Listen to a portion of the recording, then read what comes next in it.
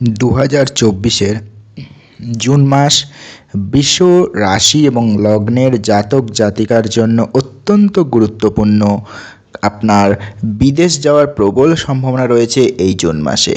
আপনি যে কোনো কাজের জন্যই বিদেশে যেতে পারেন, তবে বিদেশ ভ্রমণের সময় সাবধানতা অবলম্বন করতে হবে। সমস্ত কাগজপত্র সঠিকভাবে সুরক্ষিত রাখতে হবে, কেননা কাগজপত্রের অভাবের জন্য অর্থাৎ পেপারসের অভাবে আপনার কিছুটা সমস্যার সম্মুখীন হতে পারেন। আপনি দীর্ঘ ভ্রমণে যাওয়ার আগে প্রস্তুতি নেবেন। কিছু শারীরিক সমস্যাও আপনাকে কিন্তু বিরক্ত করতে পারে। অনেক চিন্তা আপনার মনে একই সাথে চলবে, যা আপনার চিন্তা ও বোঝার ক্ষমতাকে প্রভাবিত করবে। দাম্পত্য সম্পর্কে প্রেম বাড়বে, ছোটোখাটো দ্বন্দ্ব থাকবে, কিন্তু পারস্পরিক ভালোবাসা বৃদ্ধি করে আপনি আপনার সম্পর্ককে আরও সুন্দর করে তুলবেন। এই জুন মাস প্রেমের সম্পর্কের জন্য উত্থান পতনে পূর্ণ হবে। তবে ভালো জিনিস এই যে আপনি আপনার সমস্ত কথা আপনার প্রিয়জনকে বলতে পারবেন, যার কারণে তার মনের মধ্যে জেগে থাকা সন্দেহের যে বীজ সেটা কেটে যাবে এবং পারস্পরিক দূরত্ব কমবে। শিক্ষার্থীদের শিক্ষাক্ষেত্রে অনেক চ্যালেঞ্জ মোকাবিলা করার জন্য প্রস্তুত থাকতে হবে। এর জন্য তাদের একাগ্রতা বাড়ানোর দিকে মনোনিবেশ করতে হবে। যদিও এর জন্য তাদের কিছু সময়ের জন্য অন্য কাজ থেকে দূরে থাকতে হবে, তবে আপনি যদি এটা না করেন আপনার পড়াশোনার ক্ষতি হবে, প্রভাবিত হবে এবং আপনি বিরক্ত বোধ করতে পারেন। পারিবারিক সম্পর্ক অনুকূল থাকবে, তবে আপনাকে আপনার পিতামাতার স্বাস্থ্যের যত্ন নিতে হবে।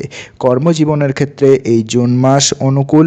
আপনি কাজ করুন বা ব্যবসা করুন, আপনি কাঙ্ক্ষিত সাফল্য অর্জন করতে পারবেন এবং আপনার কঠোর পরিশ্রম আপনাকে অন্যদের থেকে এগিয়ে রাখবে।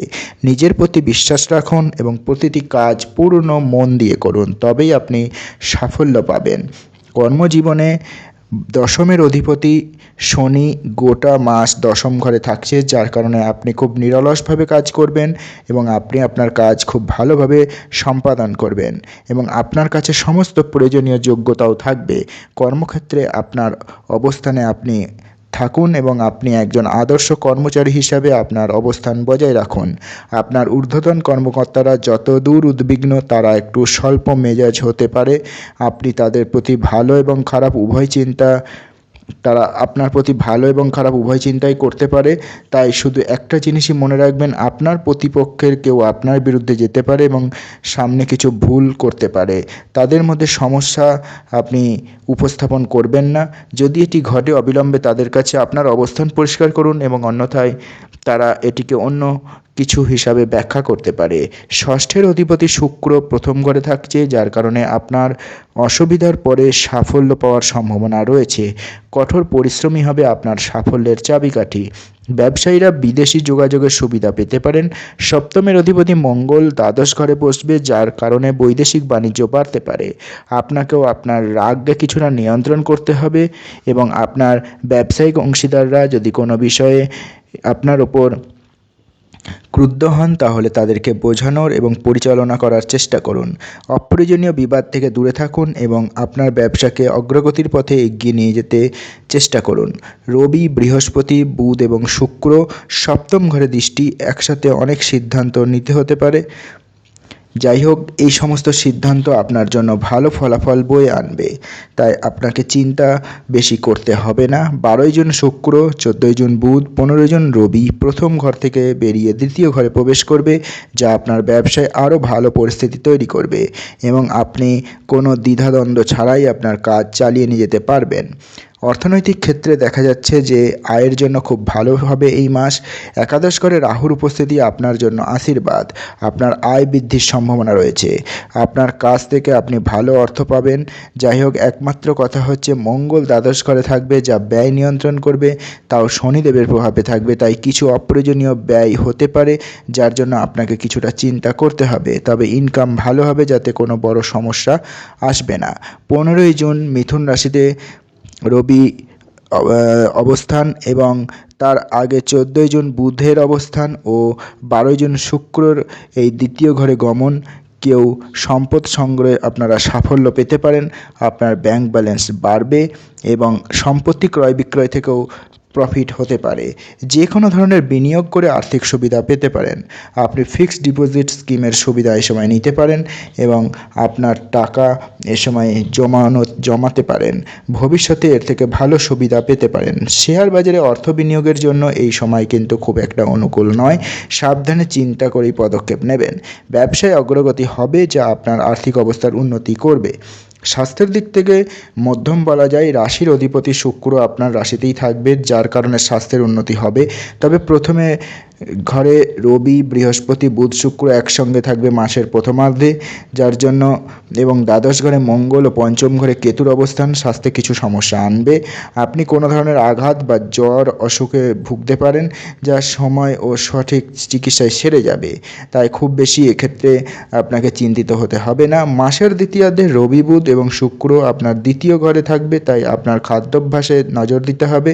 খাদ্যাভ্যাস যদি উন্নত করতে পারেন, দৈনন্দিন একটা রুটিন অনুসরণ করতে পারেন, তাহলে আপনাকে খুব একটা সমস্যার মধ্যে পড়তে হবে না। আপনাকে দাঁত ও চুল সংক্রান্ত কিছু সমস্যার সম্মুখীন হতে পারেন।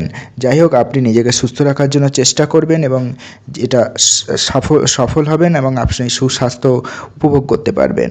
আপনার প্রেমের জীবনের ক্ষেত্রে দেখা যাচ্ছে যে কিছুটা উত্থান পতন রয়েছে। কেতু পঞ্চম ঘরে থাকছে, রাহু তার উপর পূর্ণ প্রভাব রাখছে। আপনার এবং আপনার প্রিয়জনের মধ্যে ঝগড়া ও পারস্পরিক সম্প্রীতির অভাবের একটা পরিস্থিতি তৈরি হতে পারে। আপনি আপনার প্রিয়জন সম্পর্কে এক ধরনের সন্দেহ তৈরি করতে পারেন এবং সন্দেহের কোনো প্রতিকার নেই, তাই আপনার সম্পর্ক অকারণে নষ্ট হয়ে যেতে পারে। আপনার প্রেয়সীর প্রতি পূর্ণ আস্থা রাখা উচিত এবং তার কথা শোনা উচিত। তার আচরণের কারণ জানা উচিত। শুধুমাত্র এটাই আপনাকে তার কাছাকাছি আসতে সক্ষম করবে এবং আপনার সম্পর্কের গুরুত্ব অনুধাবন করে আপনি সম্পর্ককে টিকিয়ে রাখতে সক্ষম হবেন। বুধ 14 জুন আপনার দ্বিতীয় প্রবেশ করবে, যার কারণে আপনি আপনার প্রিয়জনকে পরিবারের মধ্যে পরিচয় করিয়ে দিতে পারেন এবং পরিবারের সদস্যরাও তাকে গ্রহণ করতে পারেন। এরপরে মাসের শেষ দিনগুলোতে 29 জুন বুধ কর্কট রাশিতে তৃতীয় ঘরে আপনার প্রবেশ করবে। তখন আপনার প্রেমের সম্পর্ক আরও গভীর হবে এবং আপনি বন্ধুদের কাছ থেকে সাপোর্ট পাবেন। আপনার বন্ধুর সার্কেলটা বাড়বে, আপনার প্রেমের জীবন বাড়বে। বিবাহিতদের কথা বললে এই মাস আপনার জন্য মিশ্র ফলাফল আনবে। একদিকে দেবগুরু বৃহস্পতি, শুক্র ও বুধের মতো শুভ গ্রহ আপনার সপ্তম ঘরের দিকে নজর দেবে, যার কারণে সম্পর্কের মধ্যে ভালো বোঝাপড়া হবে এবং পারস্পরিক ভালোবাসা বাড়বে। রোম্যান্সের সুযোগ থাকবে। জীবনসঙ্গীর সাথে তর্ক বিতর্ক হলে একটু মানিয়ে নিতে হবে। আপনি চাইলে এই সময়ের সদ্ব্যবহার করতে পারেন। আপনার জীবনসঙ্গীর নামে বা তাদের মাধ্যমে ব্যবসা শুরু করতে পারেন, এতে খুব ভালো প্রফিট পেতে পারেন।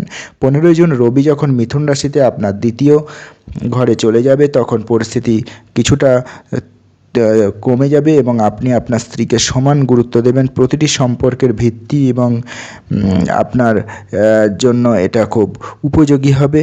এই সময় আপনার জীবনসঙ্গী গুরুত্ব পাবে। পারিবারিক দিক থেকে ভালো রয়েছে সময়টি। চতুর্থের অধিপতি রবি মাসের প্রথম দিকে প্রথম ঘরে থাকছে, যার কারণে বাড়িতে আপনার মায়ের আধিপত্য থাকবে। প্রত্যেকের জন্য তার কথা মেনে নেওয়া এবং বোঝার প্রয়োজন হবে। তার সিদ্ধান্তগুলো দুর্দান্ত প্রমাণিত হবে, যার কারণে বাড়ির পরিবেশ অনুকূল হবে। শনিদেব পুরো মাস জুড়েই দশম ঘরে থাকবে এবং আপনার চতুর্থ ঘরেও নজর দেবে, যার কারণে কিছু বিতর্কের সম্ভাবনা হতে পারে। আপনার পিতার সাথে আপনার সম্পর্ক ভালো থাকবে, তবে তাকে কিছু খারাপ কথা বলা এড়িয়ে চলুন। দ্বিতীয়ের অধিপতি বুধ মাসের প্রথমার্ধে প্রথম ঘরে থাকবে, যার কারণে আপনি পরিবারের কাছে সাপোর্ট পাবেন এবং পরে 14 জুন বুধ তার নিজের ঘরে অর্থাৎ দ্বিতীয় চলে যাবেন, যা পরিবারের মধ্যে সম্প্রীতি বাড়াবে। একে অপরের প্রতি শ্রদ্ধাশীল হবেন এবং অন্যদের সাথে সুন্দর ও ভালোবাসার কথা বললে বাড়ির পরিবেশ হালকা হবে। দ্বাদশ ঘরে বসে থাকা মঙ্গল তার চতুর্থ দৃষ্টি দিয়ে তৃতীয় ঘরের দিকে নজর দেবে, যার কারণে ভাই বোনদের কর্মজীবনে ভালো সাফল্য পাওয়ার সম্ভাবনা থাকবে। 15 জুন রবি আপনার দ্বিতীয় প্রবেশ করবে, তারপর পরিবারে আপনার আধিপত্য বাড়বে। আপনি আরও সম্মান পাবেন এবং আপনার কথা মনোযোগ দিয়ে সবাই শুনবে। আপনাকে অহংকারী হতে হবে না এবং আপনাকে কঠোরভাবে কিছু বলা অ্যাভয়েড করুন, অন্যথায় সম্পর্কের অবনতি হতে পারে। সরকারি ক্ষেত্র থেকে পরিবারে আয় বাড়তে পারে। প্রতিকার হিসেবে বলা যায় যে শুক্রবার দেবী মহালক্ষ্মীর পূজা করতে পারেন এবং রাধাকৃষ্ণের মন্দিরে আপনি চন্দন নিবেদন করতে পারেন আর বোন ও ভাইকে নিয়ে তীর্থযাত্রায় যেতে পারেন। ভিডিওটি কেমন লাগলো অবশ্যই কমেন্টস করবেন, আর ভালো লাগলে লাইক করবেন, আর চ্যানেলটিকে যদি এখনও সাবস্ক্রাইব না করে থাকেন সাবস্ক্রাইব করতে ভুলবেন না। ভিডিওটি দেখার জন্য আপনাদের সকলকে অসংখ্য ধন্যবাদ। নমস্কার।